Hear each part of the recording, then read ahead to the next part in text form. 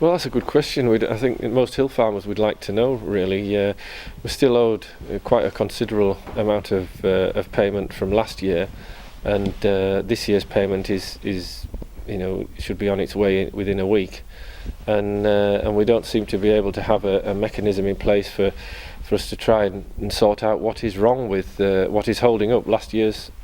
payments, and it's putting a considerable strain on hill farmers' finances at the moment. Well, again, we don't know exactly. Nationally, we think there's somewhere around about 1,200, but there's still issues on over 1,000 commons, and basic maths would suggest that there's generally quite a few common farmers on each common. There's very few where there's just one commoner, so our estimation would be considerably more than that. We had a poll of commoners here in the North Yorkshire Moors at a meeting last week, and 90% of the people who went to the meeting were still waiting for a balance of last year's payment, and the 10% that thought they'd had all of it, they weren't too sure because they'd had no paperwork to check. Well, here in the uplands, a lot of us embrace the stewardship schemes a lot more, which are based on income foregone. So we adjust stocking rates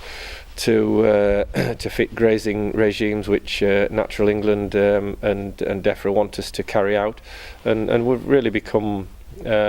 park keepers or land managers. I think that's a better title, and we know we've entered into HLS agreements, which are 10-year agreements to manage the land in a particular way, and so we've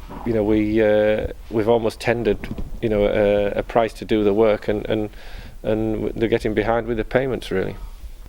Well, generally things are tight in farming at the moment, and it's meant more borrowing, in the form of overdraft facilities and things.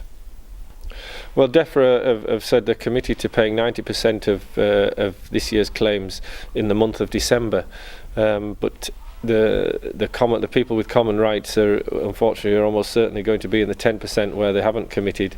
to pay in December, and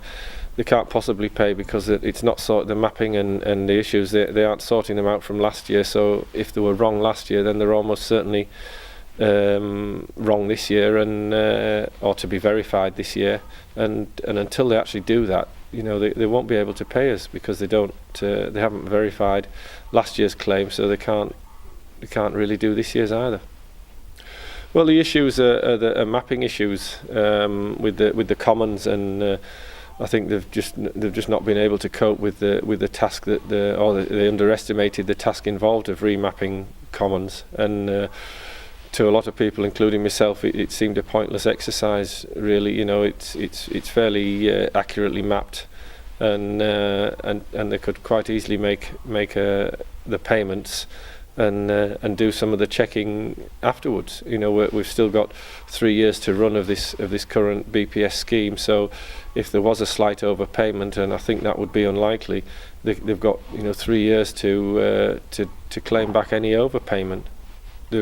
They're currently verifying the mapping and sorting out the problems, but I suspect most of the resource is being pushed towards reaching the target of paying 90% of claimants in December this year, and so I think the task of sorting out last year's is very much on the back burner until they've reached the target of paying 90% of this year's. Well, I think they should. I would love to see them consider paying a bridging payment at the end of December to the rest of claimants where they haven't been able to make them a full payment in December. I think unfortunately that's what needs to happen, and we can't be waiting another 12 months for this year's. The NFU has met almost every month this year with Mark Grimshaw trying to sort out payment problems, and it's not for the lack of trying that we're still in this position where such a high number of the most vulnerable farms, where these stewardship schemes are a huge part of their farming income, we've still not managed to get them paid.